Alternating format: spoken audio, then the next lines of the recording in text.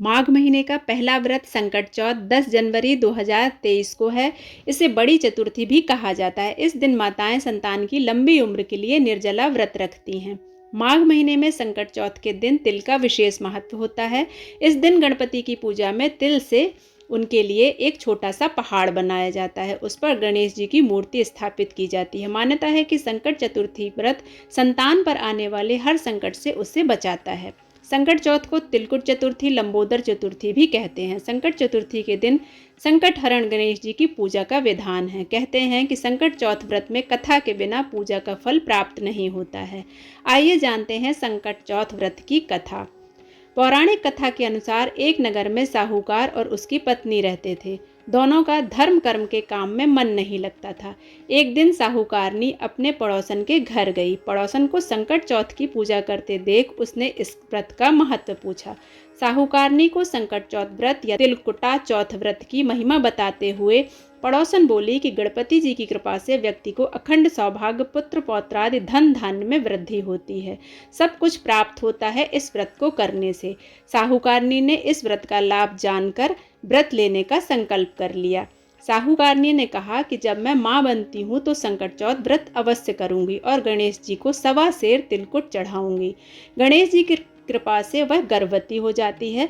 वह साहूकारनी बहुत लालची थी, इसलिए उसका लालच और बढ़ जाता है और उसने कहा कि जब मेरे बेटा होगा तो मैं 2.5 सेर तिलकुट चढ़ाऊंगी।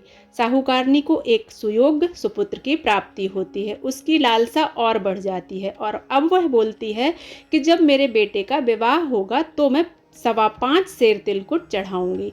गजानन के वरदान से उसका विवाह भी हो जाता है, लेकिन वह तिलकुट चतुर्थी करना भूल जाती है। साहूकारनी के बेटे का विवाह तय हो गया। लोभी साहूकारनी को सबक सिखाने के लिए गणपति जी ने अपनी माया से शादी वाले दिन उसके बेटे को गायब कर दूर जंगल पहुंचा दिया। माता पिता और सभी वर्ग के गुम हो जाने पर चिंतित होने लगे। विवाह टल गया। एक दिन साहूकारनी कोई होने वाली बहू सखियों संग जंगल में दूरवा लेने गई।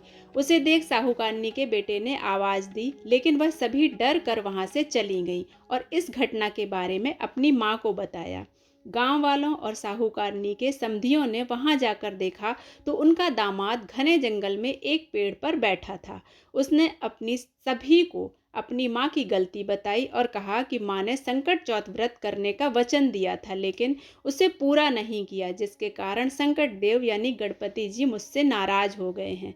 साहूकारनी को जब ये बात पता चली तो उसे अपनी गलती का एहसास हुआ और उसने गणपति जी से क्षमा याचना कर संकट चौथ का व्रत तिलकुट किया। गणेश जी ने साहूकारनी को माफ कर दिया और उसका बेटा भी सही सलामत घर आ गया। कहते हैं कि संकट चौथ व्रत के प्रभाव से संतान पर कभी कोई आंच नहीं आती, तभी से यह व्रत किया जाने लगा है। इसलिए अगर हम भगवान से कोई संकल्प लेते हैं तो हमें वह संकल्प पूरा करना चाहिए। अगर आपको यह वीडियो अच्छा लगता है तो आप इसे लाइक करें और चैनल को सब्सक्राइब करना बिल्कुल ना भूलें। मिलते हैं नए वीडियो के साथ, तब तक के लिए जय श्री राधे।